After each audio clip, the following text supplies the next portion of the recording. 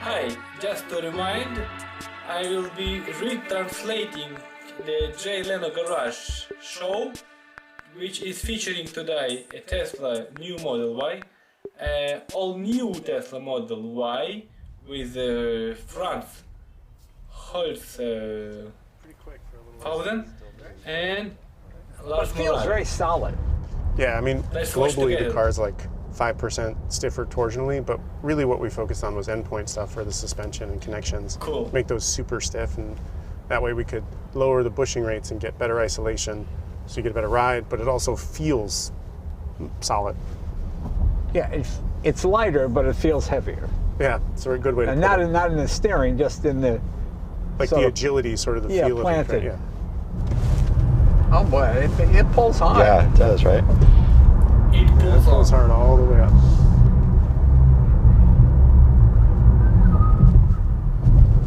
Right, Well, in that Jay Leno episode of Garage. Jay Leno's Garage, the car featuring today an early look at the 2026 Model Y. A lot of upgrades on this. You'll find out what they are. Here's my favorite thing about working with Tesla. See, a lot of times they'll send like a product person or a sales representative. We have the designer, Franz, who designed it, and Lars, the engineer, to tell us all about the car. And these are the guys that made it what it is today. Let's bring them in. Franz and Lars. How you doing, guys? Good Hey, to Jay. see you. Hey Jay, good to see you. How are you? It's so nice. That's right, Jay. You know, the new, you always get those kind of I'm product live. guys. I'm live. That's what I like about Tesla. Cut right to the quick. Get the guys that actually built the thing. Very cool. Now, the front end looks a lot cleaner to me. That's your area, design. That's the thing I picked up. But I'm sure there's a lot more subtle little design things here, isn't it? Because it's not just about design, it's about aerodynamics, correct? Well, it's about design and engineering, and Right. aerodynamics is a part of that. Right. And when we work together really well, we end up with a great product. You know, the idea with the new Model Y was to take the best-selling vehicle on the road and make it better. And we listened to customer feedback, something we're really good at doing. We just looked at, what we're doing with new design language for Cybertruck, Cybercab, and you start to see that emerging in the new Model Y as well. So again, the front really distinctive now. It has its own personality. I think that's something that was lacking on the outgoing Model Y. A lot of people thought it's just like a bigger Model 3. Now it has its own unique headlights, unique front end look, and with that, we were able to make the car more efficient. So Now, giving is back this range. the best-selling car in this segment of the market? It's the best-selling car in the world in 2023. Oh, is that period. right? Yeah. And we think 2024. The numbers aren't out yet, but we're pretty sure 2024 as well. You know, it's funny because people who don't really know, well, how many cars does Tesla sell here? Like 10,000? No, it's the Couple best. million, yeah. It's the best-selling car in the world now. Yeah, and in millions. the luxury segment, beats Mercedes-Benz, Lexus, everybody combined. Yeah. Which is pretty amazing. Each year, the change is just subtle. It just becomes a better-looking version. That's the goal. Yeah. And this That's is my the job. dual motor version. This is a dual motor. Okay. It's actually, we're starting with the launch edition. And then all of the other variants, the dual motor, base edition, rear wheel drive, performance, the 7-seater options, those will come later in the year. And this is about what, 46,000? So yeah, the base price of the launch edition is $46,990, but we get all the bells and whistles, including everything. It's $59,990 to start, and then we'll. Yeah, but that's with dual motor. Dual motor and launch edition is 455 horsepower, All right. 430 foot-pounds of torque. The base dual motor is 410 horsepower. But that's like, it's not just horsepower, it's the torque that matters, and we get that power straight off the line. So Right. 0 to 60 is improved on this car, goes 0 to 60 in 4.1 seconds. Well, that's the old saying, horsepower sells cars, torque wins races. That's right. Yeah. I was talking with someone, they said, oh, I like these headlights. But these are not the headlights. Correct. These are not the Yeah, headlights. these are not the headlights. This is just a headlights, light bar, Headlights right? are actually down here. Okay. And Right. this is a distinctive light bar, also DRL, daytime running lights, so required, Well, let me ask you something about headlights. Now, these look lower to All me. right. There's something about the light that's different because it seems like this would be awful low to meet the... Yeah, I mean, the headlight height requirement doesn't change based on the vehicle type. And so actually the headlight position there, the fender's raised just a little bit. Yep. The old headlight was about here. Right. So it is a couple inches lower, but it's still well within the requirements. Okay. Cool thing about the headlights, they're matrix style headlights, so they have the ability to change their, their beam pattern. And we're going to launch in a couple of months, right after we to start delivering automatic adaptive driving beams. Cool. So first in the US should be, when other cars are coming at you, the lights will turn off to the oncoming traffic so they don't get blinded. Yeah, because, you know, I noticed something, maybe it's me, I'm maybe getting old. The LED headlights seem so much brighter. Oh, they're Yeah. bright. I mean, They're much you know, I brighter. come up of a cold water canyon and a car's coming, I'm like, Yeah, blinded. I'm like, geez, I'll flash my lights and realize, those are the low beams. Yeah. Yeah. They flash me back. Yeah. But with this matrix technology now, you know, we'll be able to not blind you, Right. but you'll still be able to see everything else on the road. So Okay, So very safer good. for you and for the people coming at you. Yeah, very Nice. good. What else do we have new at the front? I mean, the front end, I think it's a very good, you were talking about the design, Franz, but like it's a great merge of engineering and design. So we get the look Franz wants, but with this light bar, we also get improved front end aerodynamics. We have this kind of faceted sort of shingled feature here that allows us to flow the air up over the top faster and quicker than before and get a nice laminar flow going on the back. The coefficient of drag, you know, overall is down as low as 0.22 now, depending on what wheels and tires you have. It's like a 4 or 5% improvement. It's really because of this front end. But the other cool thing it did was it made it safer for, you know, pedestrian impacts and also frontal crash. We were able to get a much better pulse, reduce the occupant injury, and give you a better, not that you should hit people, but if you do get But if hit, you did, right. yeah. like you fall softer onto the hood. They have to bounce off and get up laughing. Yeah. Yeah. Okay. And a little Easter egg, we have a front camera now, so pretty exciting for people that want to see what's down right in front of them. You don't hit a curb anymore. And that gives us the ability to do the 360-degree view, which, you know, right now is in all our cars with Tesla sort of vision showing that emulated view, but, you know, now we have the ability we could. Front, let me ask you something as a designer, because to me, one of my favorite years for design was 1966, because from that point on, all these government rules come in. You could design the Lamborghini Miura. You could design whatever you want. I don't want bumpers or anything. I don't want anything in the front of it. And, you know, do you sort of yearn for those days? You could just have pure design, because now the design has to earn its due. It can't look good but not be efficient. Efficiency comes first. Correct. I mean, I think the role of the designer is to take the rules and regulations and make them feel like they don't actually exist. Right. And then I think we do a pretty good job of that with our group, where we make a beautiful looking car that meets all the regulations and all the engineering requirements, but it doesn't feel like it's kind of hit with that ugly stick, you know? Right, So right, yeah.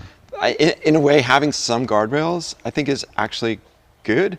But yeah, of course, we want to do like Yeah. the really wild, crazy stuff. Right, And, you know, maybe one day Because we'll when I get look back to at that. like when the what was it, the 5960 Chevy came out with the bat wing rear ends, Yeah, and they had exactly. it works as a pontoon to Right. keep you know, to keep you they- straight on the highway. all this phony The stuff. stories are great, right? Yeah. The rear end would lift up and hilarious. So I mean, definitely yearn for those days, but you know, again, having the guardrails also makes us focus, because you can get lost in the ability to do anything. You know? Are you surprised we still have side view mirrors? Yeah. Because I A little would have bit. thought by this point we'd have just a small camera here, and you mean like the one right below This it? is an enormous piece of equipment here, and Yeah. the drag must be pretty Yeah, we actually substantial. added a feature.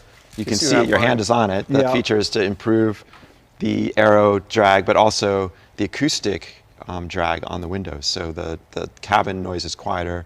With this little ridge here, it actually helps the airflow around. Because I found the with modern cars, sometimes I go, I'm just trying to see around Around the mirror. the mirror. Yeah. Yeah.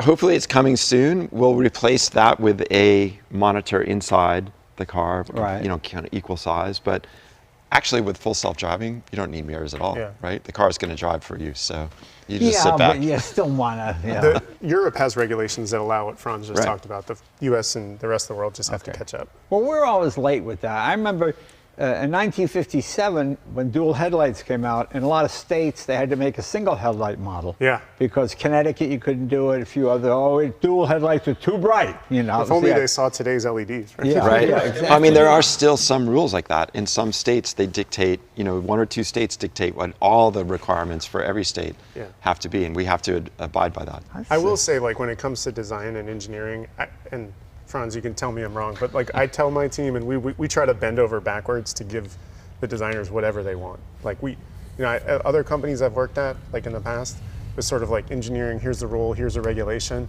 And at Tesla, we're like, okay, that's what you want. Let's figure out how we can make it work. Kind of like this headlight situation we were talking about. I don't know, nominally people would have probably just put it up here. But Franz didn't want this like 2-beam sort of headlight thing. We're like, okay, we'll figure it out. We wanted to make a non-traditional front end. We wanted to kind of take it into the future. We started seeing that with the Cybertruck and Cybercab, so we wanted to continue that futuristic. Well, it is funny, feel. because you can't sell something before it's time. We learned in history, like when the Chrysler Airflow came out, oh, what a beautiful car, smooth, aerodynamic, but it didn't have a big grill that, like this to push the air out of the way, And people, it doesn't look expensive. It didn't have a big ornament on the front of a man or a bird or something. Like Duesenberg hated that. Yeah, he did. But everybody wanted an ornament when they bought a Duesenberg, so the dealers came out with what they called the Duesenbird, that long, the little bird, that little thing on the front. Right. And that was not factory. The engineers were like, no, we don't want. Oh, all right, fine, that's what people want. Funny you should say that, Jay. You may notice no grill on the front. There's no grill and no badge up front. We took the T off. We figured Franz's styles were iconic enough. People know it's a Tesla. But like after the war, they didn't call it a hood ornament. They called it a gun sight. Yeah. So you had you had a fighter pilot sort of thing on your car. Right.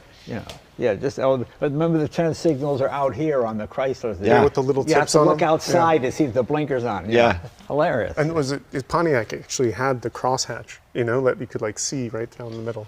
Now I noticed for a while there, disappearing windshield wipers were the big deal. Tuck them under. Yeah, but now they're sort of visible again. Is there much drag with these? Well, luckily there's just a hint of a flip in the hood. Yeah, I see that. In the surface, so it really is just deflecting the air over.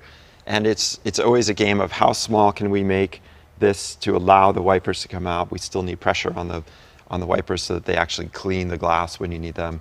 And so we're just always playing with that balance. And these are they're just out of the airflow. Well, like that car over there, that Citroen SM, that's the best car to drive in the rain because you don't need the wipers. It just goes around it just goes, I mean, in a heavy rain, obviously, really. But for the most part, I rarely turn them on. And that's 1971, so that's 50 years ago. I mean, it's pretty amazing. Okay. Let's move along down the line here. What else do we have? I mean, the wheels are new and tires. This is actually our lowest combination rolling resistance and aerodynamic wheel and tire set that we've ever put on an SUV. Right. This is a Helix version 2. On the other one, on the 19-inch, you get the crossflow, has removable covers. But these are, we spend a lot of time down here in this airflow area. You can see how the tire comes and meets the wheel like this. Right. This transition here is super important to keeping the air tight on the side of the car and reducing that drag. So a lot of work went into that with the team. Similarly, we got this little lip here on the edge of the side repeater. That's actually to self-clean the camera. Okay. So it creates an eddy current in the air. It comes up and it flows over and it cleans that camera and makes sure that there's no water getting on the camera there. I mean, Lars, you also mentioned that we have an air curtain, so air comes through here and you can see it comes out here and flows just over the tire. So combining that with the design of the lip of the rim and the section of the tire, you just get a really clear Now, one feature I would always see in cars of the future would be skirts. The wheel would be enclosed, and the rear would be, you just see the bottom of the tire. Yeah. And it sort of made sense. Oh, aerodynamics, that's for, but that never caught on, did it? It's just too much trouble. Well, I mean, the front tires have to turn, so that's always a problem. Right. You had some of those older cars where they encased it in the housing. The whole fender, yeah. And then the rear, really with everything Franz talking about, the benefits just aren't, they outweigh the cons because then you can't change a tire, you got to take off the thing. Right. And we don't really have that much detachment back there or anything from even the shape we have here. And people like to see the wheels, on your Citroen back there. You couldn't see the rear wheel, and it doesn't feel as sporty. And obviously the flush handles. Same handles? Same handles. Not so much new on the body side. There's a lot new in the interior. We'll get to that in a little bit. And this is a pretty high roof line, isn't it? This roof is actually just a couple of fractions of an inch shorter than the old Model Y, but we have the same interior headroom. Yeah. But I remember Ed Welburn telling me the height of the average American automobile now is the same as it was in 1938. Oh, I believe there's so that. many That I SUVs. believe. The SUVs, You know, yeah. you had a DeSoto, and the Yeah. guy's here, and the roof is up here. Yeah. You know, and that's where we are again. Yeah, He- same place. He thought that was pretty funny for some reason. We haven't come that far because it's the same height as it was in 1938. All cyclical, right? That roof's super cool, though. That roof is the first application of low emissivity glass Right. in an automotive application. You get that a lot in And architectural what kind of design. glass did you call it? Low emissivity, low E. Have Okay. you heard of low E? It's Okay. architectural glass usually. Right. But what that does is allows us to reject about 25-30% more of the heat that's coming in the car. With a glass roof, obviously it can get hot in the sun. Right. And so we actually put what that technology is it's like micro deposits of silver all throughout the glass. And that silver reflects the heat and it keeps the cabin, cooler on the inside. But you wouldn't know that by looking at it. Right. Well, it's interesting because when that Citroen DS came out, that had a fiberglass roof because it was extremely light. I mean, you're sort of raising your center of gravity. How heavy is this piece of glass? Is it heavier than just having an aluminum roof? You know, when you have an aluminum roof, you often add the headliner in. Right. So adding a full glass roof with the open headliner ends up only being a couple of pounds heavier. And okay. for the benefit that you get in terms of like occupant headspace and the view of the car and the aerodynamics, in the view, it's probably worth When it. you're inside the car, the view out feels airy and spacious. It doesn't feel like you're closed in. Now these wheel covers, I mean, it looks like a simple design, but there's a lot of thought went into the aerodynamics of this turbine with the way it's churning the air, correct? Yeah. Like, for example, is this more efficient than if you just had like a moon hubcap, just smooth? Well, the ideal scenario that Franz knows we go for is like a moon hubcap. Exactly. Right. But actually, what's most important for the aerodynamics as the wheel is spinning is out on the outside. So you see this outer inch here. If you actually reach behind it, you'll notice there's nothing behind there.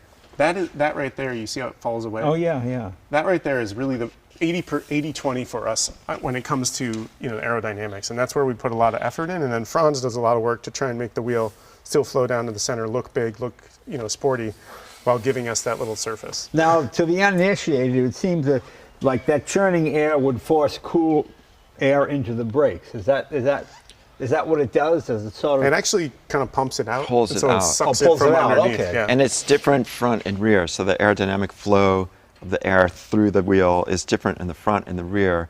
So, ideally you'd want a different wheel design for the front than in the rear, and then But they're the multiply same. that to the same. But they're the same, They're the same now, yeah. from an We have to- efficiency perspective. So we balance balance it, it Right. front and rear. Okay.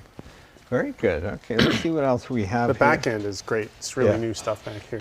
Well, this is my favorite part of the car, the rear. Especially these haunches here.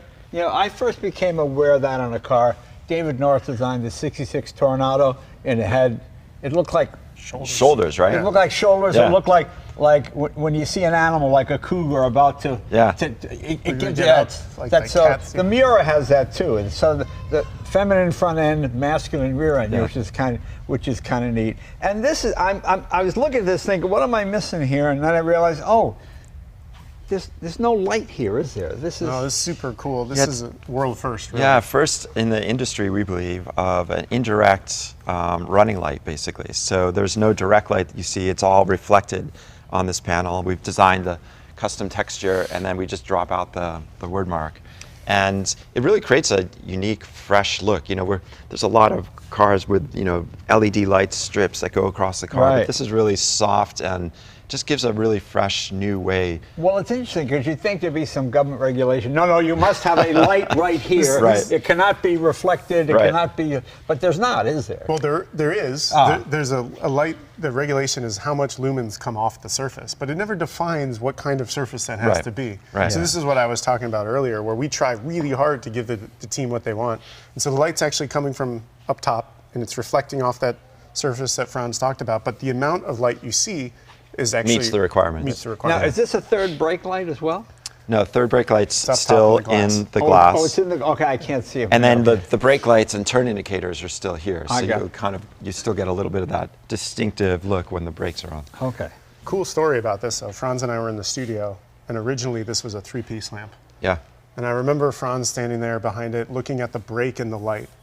Because when you had 3 pieces, we had a tiny little gap. Right. And Franz is like, I hate it. I hate it. Yeah, Hate it. And he's looking at me and I'm like, yeah, it's got to be one piece. yeah. And so we actually had to go with our lighting suppliers, buy the machines that were never made this big before. This is over 5 feet wide. It's like 5 foot 3 inches or something wide light. And we had to buy new machines, just like we did with our Giga castings, to make the biggest injection molding machine two-shot in the world. And we have them, in one in each continent. Well, let me ask you about that, because you guys as engineers and designers, I remember I always read about Carroll Shelby, and whether it's GM or Ford, like when they wanted to put the louvers in the front of the Corvette. No, just draw them on. It's too expensive to do that. I mean, at Tesla, it seems like you don't have that problem. You need something, you get it. Like the idea that, oh, there's a little break here that drives you nuts, but the average person wouldn't notice it. So let's not bother. You know what I'm saying? I mean, cost engineering is a real thing, but like you gotta. I mean, I think that too many people stop at like, oh, it's hard, but actually, making one part is easier than making 3. Right. And you only have to ship one part, so the logistics go down.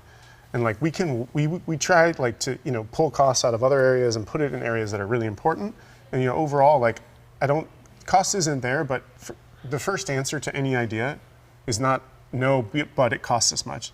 It's yes, and I'll figure out how to do it. And we pay attention to the details, and details eventually they add up to the whole, right? So when you have a car with, doesn't have a lot of excessive stuff, those little details make all the difference. Well, that's what I like about Tesla. They really understand manufacturing. Like, I know the Rivian, great vehicle, but if you kind of get a little prong in that rear quarter panel, oh my God, it's like, it's almost a total. It's like $50,000 to repair, because it's all one unit or one piece. Well, actually, on that discussion, we looked at what happened with the current or the outgoing Model Y, and we said rear impacts into the liftgate are a problem. Right. So we increased the offset to the bumper and the liftgate. So now you're not going to have, on a rear impact, you're not going to have the liftgate affected by. Oh, you're just going to replace the plastic. Yeah, you just hit that part now. Okay. So, little improvements like that. Again, like what you're saying, we're putting back into this car. The other thing you were talking about is the stance, from the rear of the car. It's the haunches and the stance. But we also changed that by bringing the glass to a square corner. So it really kind of helps define visually the stance of the car. Let me ask, is that glass, or is it like a plastic composite glass? No, that glass, all the glass on the car is glass. Right. It's all acoustically laminated glass now to make the cabin quieter. Right. On the backlight, as well as a laminated piece of glass. So there's a piece of glass on the outside, PVB layer, plastic in between. So it's lighter than the equivalent. If this was 1958 and you were doing Jensen, just soda lime glass. Yeah, it's a soda lime. Yeah, it would be a 300-pound piece of glass. Right. Can we open the trunk here? Let's see. Yeah, so like a lot of times when you open the trunk, you have to stand and touch a button. But what we've done is just made it hands-free. So you just walk up to it and open? Yeah. Okay, but suppose you're just walking by.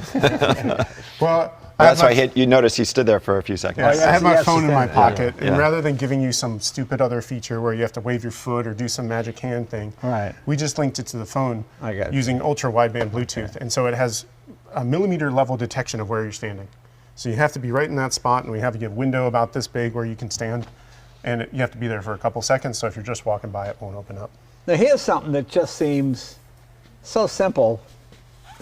I've had this in mind too. What do you do with this when you have the parcel shelf? The parcel shelf. So, we added the parcel shelf in the mid-life cycle Model Y, and because a lot of people wanted to cover up their stuff, for security. Right. But the problem is you go to the store and, you have something you want to get out of the store, and you're like, oh man, I got this big thing now. I got this huge box in my trunk. Where do I put it? Well, we decided to take a little advantage of our packaging space and just give you a little cubby there. So you still get a big flat thing, and you can store away your parcel shelf. But see, you should do it like, here, take this, like, you know how they would do it on those bad infomercials? Ordinary parcel shelves go everywhere. It doesn't fit in the back, it won't fit in the front. What do you do with it? That's my favorite thing. But again, let me see the one with the hose. Hot water, cold water, who can figure out which, it's such a big deal. Yeah, but it's good stuff, though. It just seems so simple, very nice. And like these kind of little details like Franz is talking about. Well, if you leave it out, we can, also. Okay, we can talk about it. Sure, super flush load Right. floor now, Yeah. so you don't get your stuff caught and then it falls Here, in. I'll put it back You in. do get a lot of extra storage space down below, which is great. And if you need even more storage space, just at the touch of a button. We have the flip and fold seats that usually you have to do manually, Right. and now we've added that as a, this as is a power fast. system. So now you can take a nap. Was there ever the thought of adding a spare tire? For example, I find with the roads are so terrible in California, and I got those big wheels on my Plaid. I 3 flat tires in a year, and now I bought a spare Tesla tire. I just carry sometimes because I'm on my way to the airport and I get a flat. I can't change it. I got to, is there any thought about somebody coming up with some kind of possible spare? That Yeah, so I mean, we talk about spares all the time. Yeah. I mean, the truth is, like, I think you're the exception to the rule with 3 flat tires a year, but like the number of flats that occur year over year go down because we do a lot of work in the tires to make sure that they can resist those. We do offer like the fixed flat inflator kit that you can get with the car. Oh, the can of Ready Whip, you mean? Yeah. But you plug it into the outlet and it powers it up for you. So it's powered compressor. And then of course we have our mobile road service, which I'm sure I've used many times. But the 19-inch tire is usually are okay. Oh, it's super robust. Yeah. With the other one, it always splits the sidewall, so the inflatable can Not helpful. doesn't do anything. Yeah. Very good. But we have good roadside assistants too. They come and help you out pretty quickly. We also made it so that if the front seats are in the way of the rear seats, they do a little choreography where they tip down the front seat so the rear seats can get down and then the front seat goes back. Very good. And that's because we do our own in-house controls. We don't have to buy that from a supplier. So Cool. So we were actually able to increase the volume here from the outgoing car as well. So you get a little bit more space for all your stuff, and you can configure it in a way that you want. If you have people, or you go into IKEA or Home Depot or whatever, you can put all your stuff in. And a lot of these ideas come from feedback from customers. Absolutely, almost all yeah. of them. Yeah. a lot of times, you're sitting in the design room, you think you know more about the car than your customers, but actually your customers are the ones who know, right? So we always try and listen to what they're saying, what they want, and put it into the car. Yeah, I mean, we're paying attention. For a while, we had a supercharger right in front of our studio. Right. So people would come in while they're supercharging, and I would run into them, and they'd just say, "Hey, I love my car, but can you fix this?" And they, once they get going, they go, and they're like the captive audience. So we take all that to heart, and we want to, make the best product, something that people love, and we'll continue to talk about. So that feedback is super important. So keep telling us, and we'll keep improving. Yeah, very good, very good. All right, let's put this back down. Where is the here? Right here. Push the button. Man, I love that light. Yeah, the light is really good. Yeah. Well, let's get inside the car and show what's new there. Yeah, the interior is all new, so excited to show you that. Let's give it a shot. Cool. Well, the first thing I noticed, the door shuts with a more convincing thud, like a bank vault than it used to. Yeah, something that Lars came up with is that we raise the window a little bit Right. as you're closing the door, so it doesn't rattle inside the door, so it just feels nice So and you solid. don't get the It goes back down after you close the door, but this is a little trick that we do to make the car nice. Right. Let's see what else is new. Well, the whole interior is new, so I Okay. think what we did was we obviously listened to a lot of feedback. We improved the material story in here, but we created a really nice wraparound design, and we have ambient lighting now in the car, so a million colors. You can choose your mood. Okay. Oh, you through can change the UI. colors You to- change the color to whatever you want, and we have just new materials all the way through. The Airblade has textile on the top now, bringing around in the door, and the white it's a synthetic leather, Right. and it's super easy to clean. People are like, "Oh, I'm not sure about white; it's going to get dirty," but you just soap and water cleans Wipe it right right up, and Soap and looks like water. new. Yeah. Well, how do you dry it with Towel, I guess. a towel? Like this? All right. Okay. Very good. But yeah, if you have kids, I have kids, and we have a white Right. interior in our car, and it looks like brand new. And so again, with this new wraparound design, we have a center console now with 2 phones for charging. You can Right. charge 2 phones like you're doing right now. One thing that's actually quite nice, and we listened to the customers on this, is we brought back the stock for the indicators. So Oh, thank you. yes, Oh, that's, that is great, because that's the idea of, I always have to look at my, I'll turn on the wipers, I'll flash the high Right. beam. Yeah, there's some ideas that just work. It's Right. like the stick that holds the hood up, and the stick goes and it holds the hood Exactly. up. They come with the dampeners and all this other kind of stuff, but the stick, it's full, lasts forever, lasts the life of the car. Yeah. Oh, I just noticed that. Oh, that's great. so when you indicate the left turn, right turn comes up on the screen as well. So and we have some blind spot warnings that appear there as well. But Well, it's interesting. When I talk to a lot of people, they seem to want the return of buttons and switches again.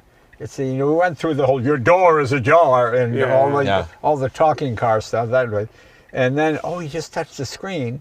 But now people think, you got to clean the screen, and having the old like even the new Rolls that has the actual buttons because their customers prefer. right, the touch but of it doesn't the give you the chance to kind of infinitely configure right. the use case for the interior. So I think and in a world where we're going to see more and more autonomous vehicles and full self-driving for Tesla is advancing rapidly, and people will be driving less. You need less buttons to interface with, and giving you the ability for us to consistently make the car better through the UI improvements.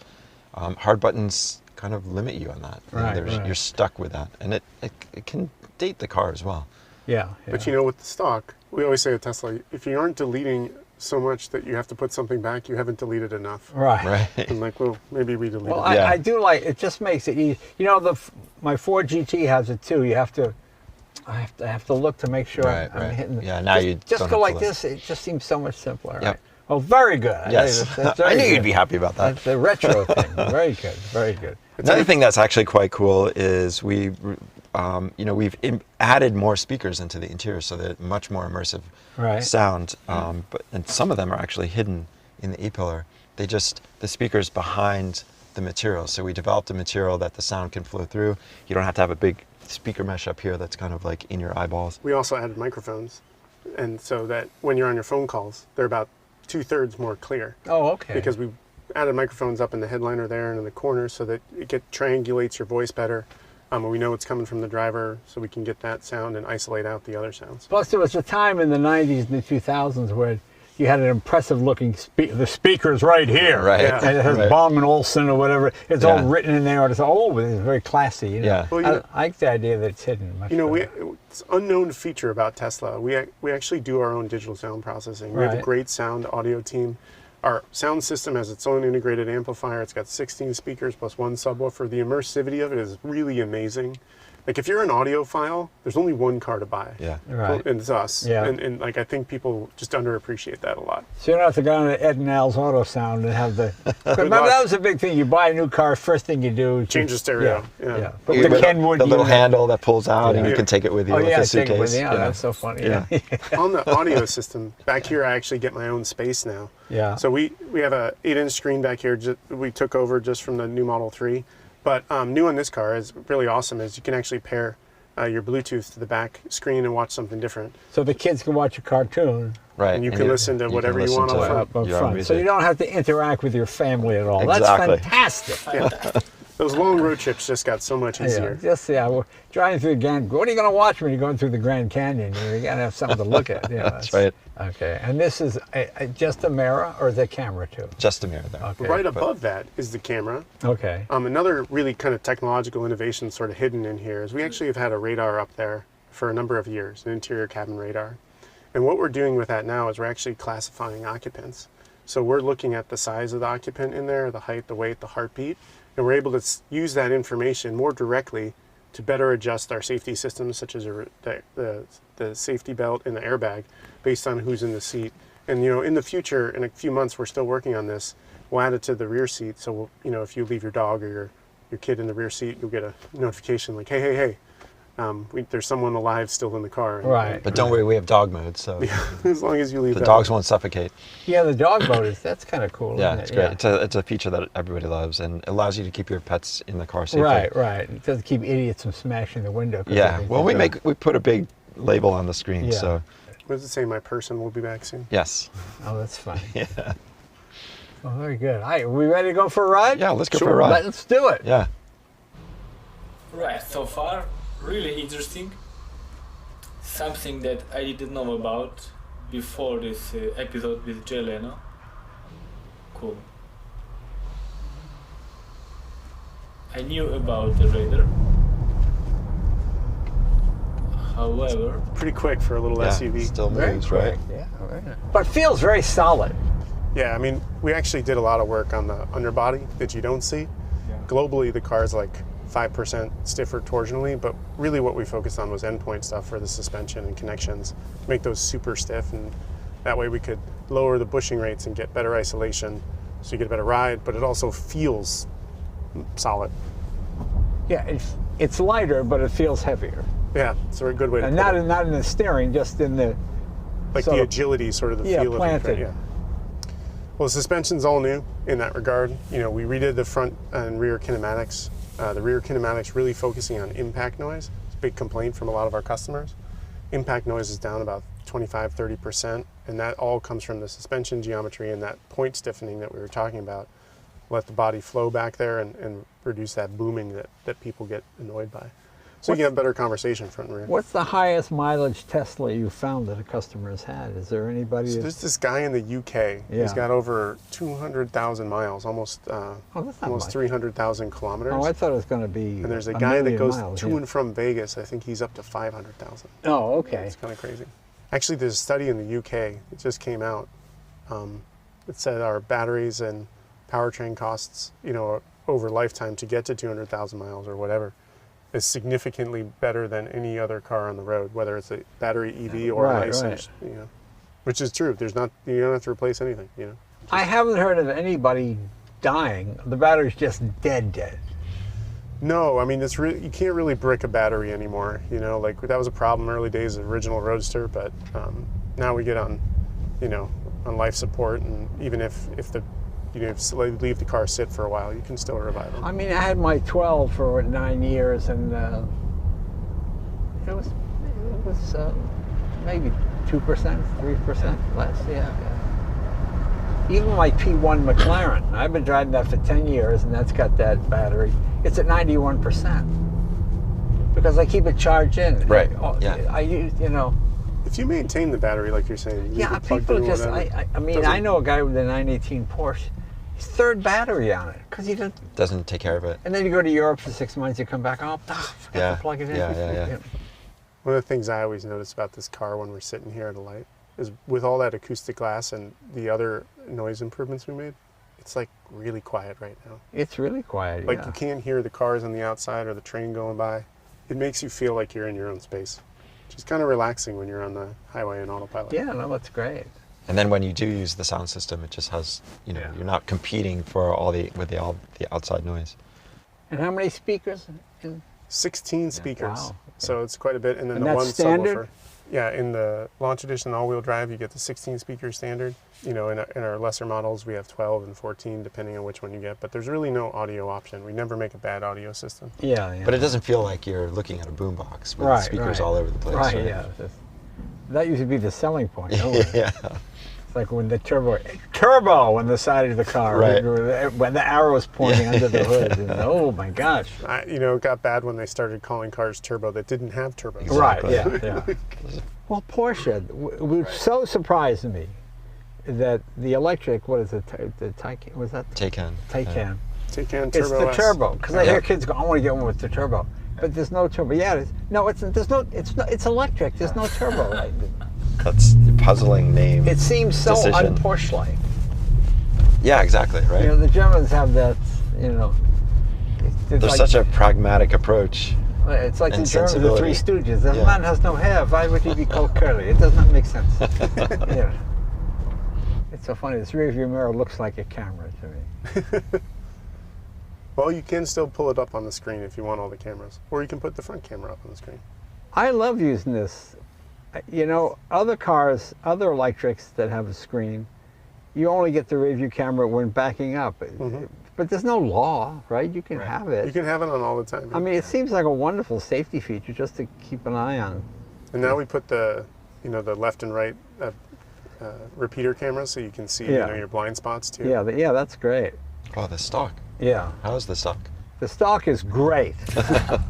It's one of those things that's just so intuitive that, you just, okay, down is that way. It's like an instinctual thing to just press, right? Yeah, yeah. New seats. So we have heated and cooled seats now. Right. So in the front, you can cool down or heat up, which is great. Is that just the front? Or yeah, just the front. Yeah. The rear has heated in the seats. rear. Yeah, we have heated seats in the rear, but ventilated is only in the front, and it works with HVAC system. So it's all auto. In Tesla HVAC, we sort of believe, all input is error, and so we try and make it work with the system. But of course, you can override it and do whatever you want. Yeah, lots of storage here, storage up here. Can hide it all away, close it all up. You don't have to see the cup holders or anything. So if you don't have an iPhone, you don't have a sound system, correct? Oh, no.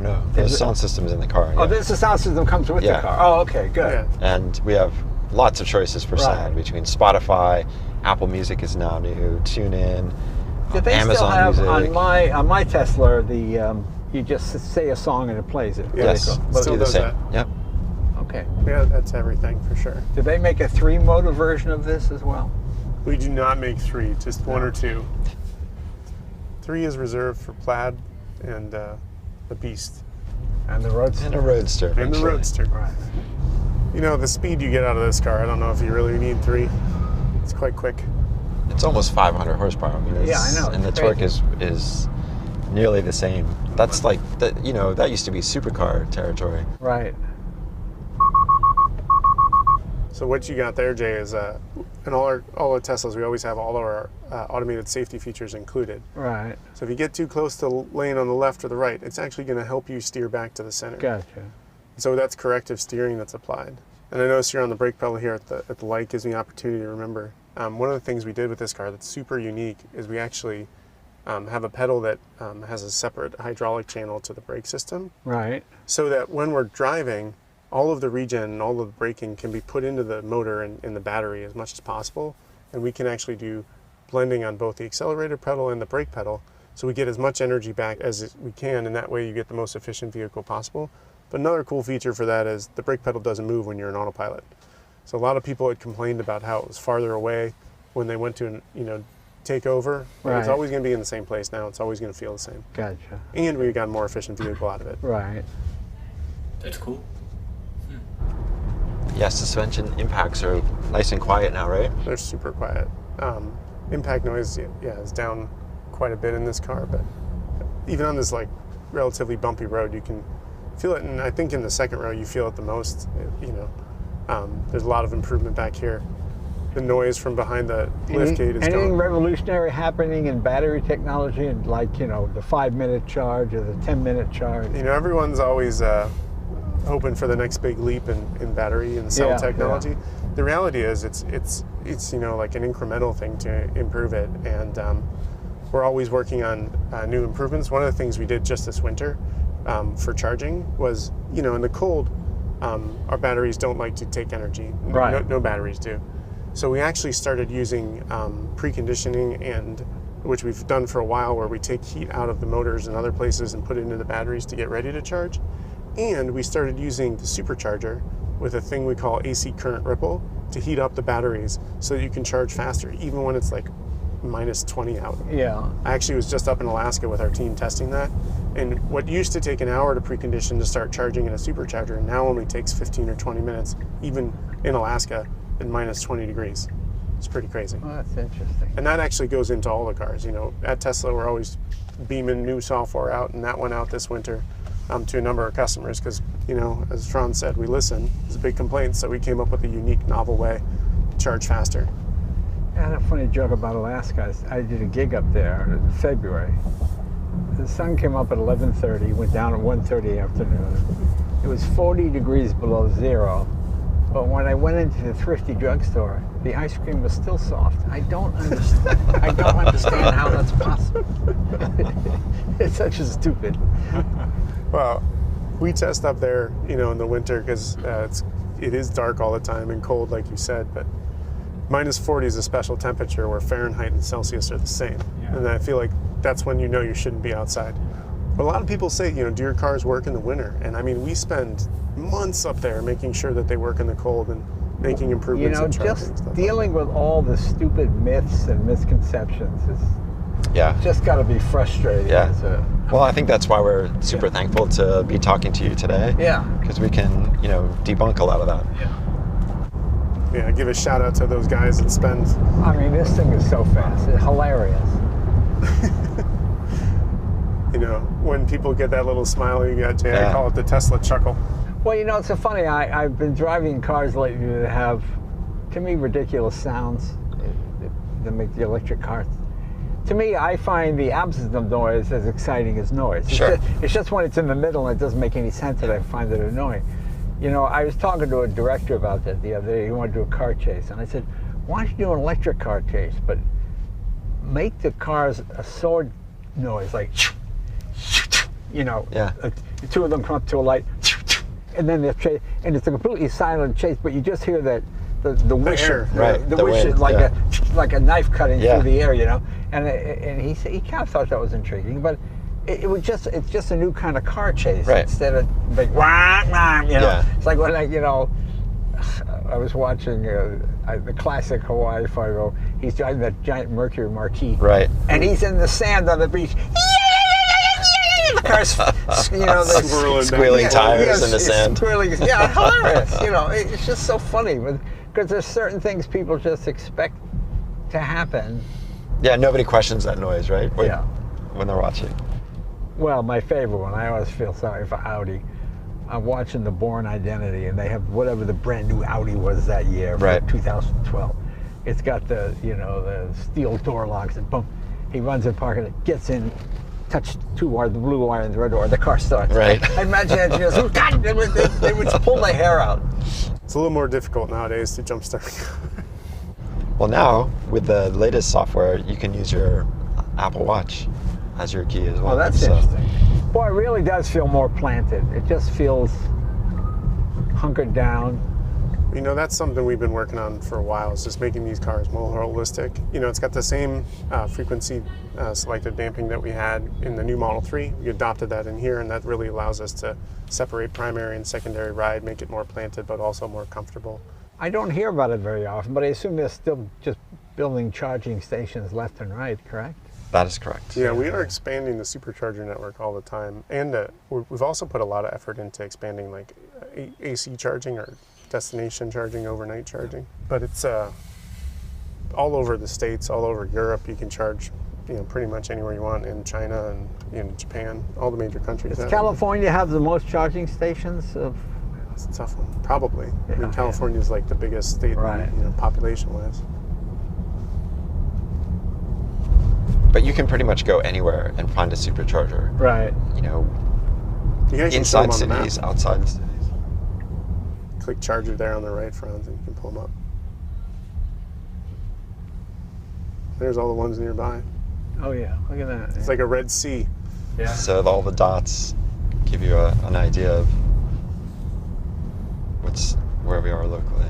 And I guess there are people that still have the first gen that still get free supercharging. Right? Yes, There's a that's handful correct. of those people out there. Yeah. That is correct. And the guy will never sell it now. That's right.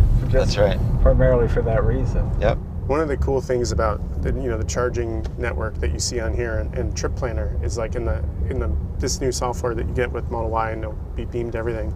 We upgraded our Trip Planner to include not only the number of people that are at the charger, but also the rate of charge and the weather, which Franz is putting on here. Of course, we're in Southern California, so there's not much weather. So there's no weather right now, but there's a weather overlay for what's happening.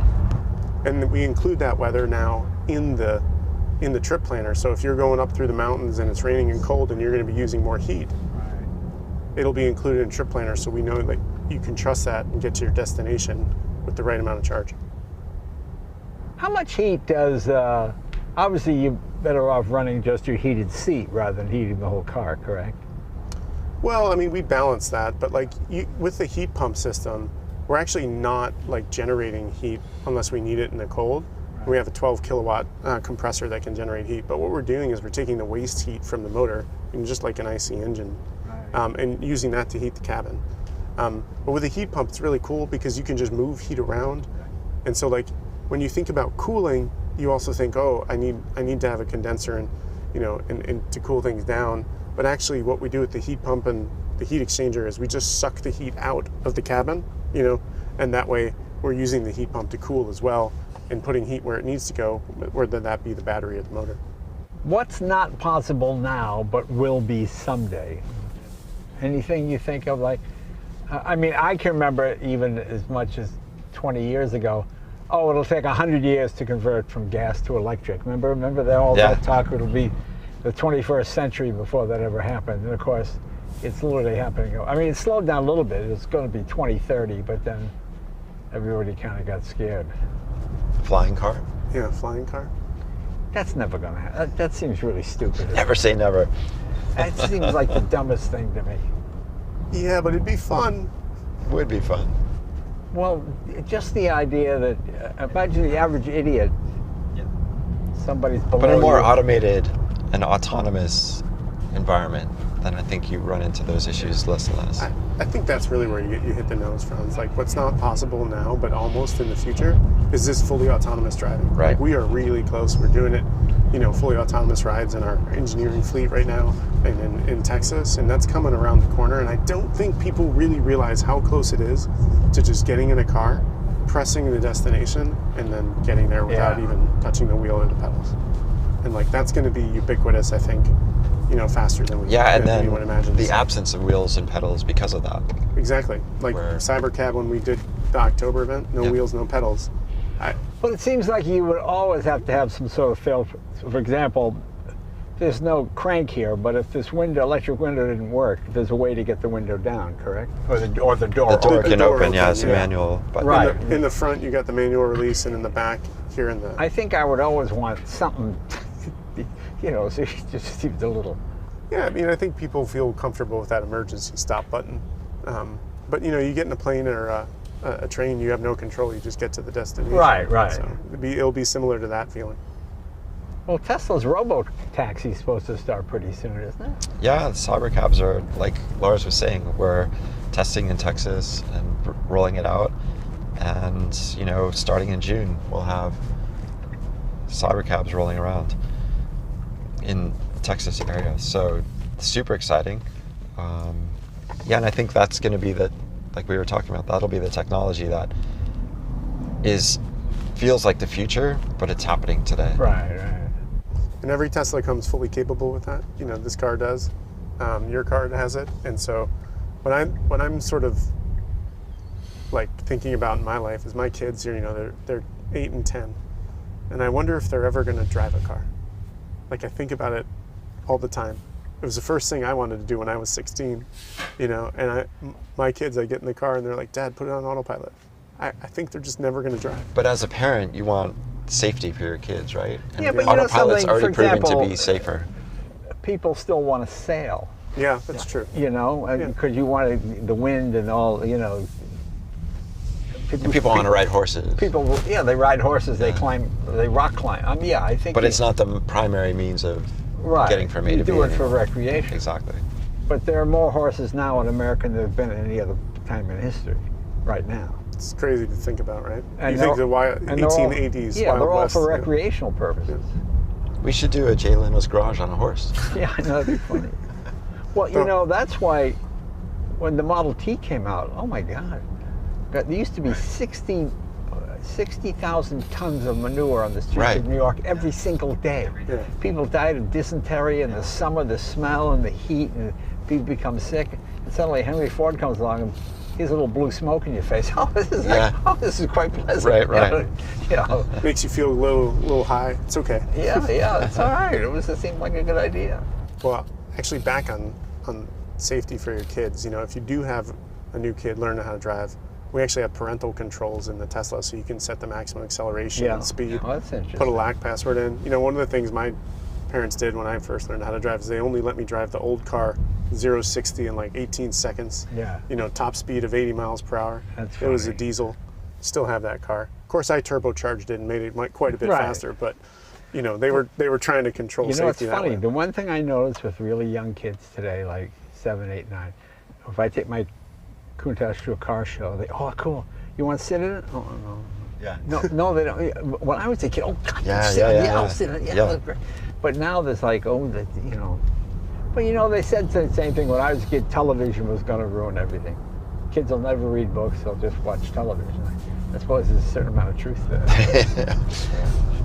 Give my kids a television or a book, Yeah. can tell you which one they're going to pick. Yeah. But nobody really watches television anymore. do Right, they? yeah, Yeah. it's true. Oh boy, it pulls hard. Yeah, it does, right? Yeah, it pulls hard all the way up.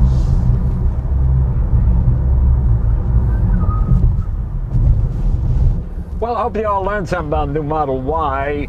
And Franz and Lars, of course, the designer and the engineer. That's what's great. They can tell you all the little changes. Because at first you look at it, you go, it looks different, but you can't figure out what's different. And then once you point them out, they become pretty obvious. But I learned a little today. I hope you did too. Guys, thanks a lot. I really appreciate you taking the time to come by and show us what's new at Tesla. And I'm still waiting for that Roadster again. Me too, so. Yeah, we'll see what happens. Let's get back to the studio, Franz. Let's get back working to the on it. studio. That's Yes. right. Hey, thanks, you guys. We'll see you again next week. Thanks for checking it out. So, I just watched together with you Jay Leno's video with Franz Holzhausen and Lars Moravy. I did hear a couple of new things that have never been mentioned before in Tesla. However, the Lars and Franz, they did not necessarily touched every single update on all new Tesla Model Y.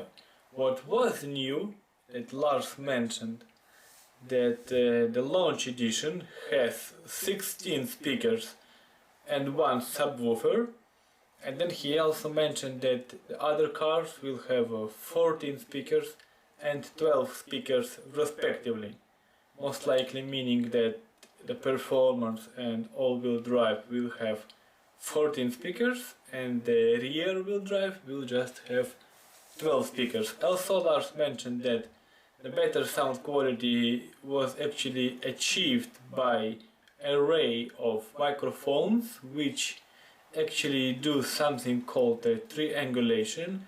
They identify that the driver is talking on the phone, so then they better, let's say, identify thanks to the array of microphones where the sound is coming from, and the sound quality improves in that way. They also talked quite a lot about that suspension was upgraded, kind of same as on all new Tesla Model 3. The frequency dampers, yes, the acoustic glass all around, but we knew that already. And overall, Jay Leno called the new Model Y to be more not landed, settled. So the driving experience is a little bit different. The car feels heavier on the road and more planted. That is the word which Jay Leno used. Cool video as always, having a Tesla chief engineer and chief designer talking about a new product. Super cool. So I will be posting this video on my YouTube channel Electric Car Impressions as well. I will place link in the description. I hope you enjoyed this video as much as I did. Thank you for watching. Smash likes and leave some comments, and I will see you in my next videos. Bye.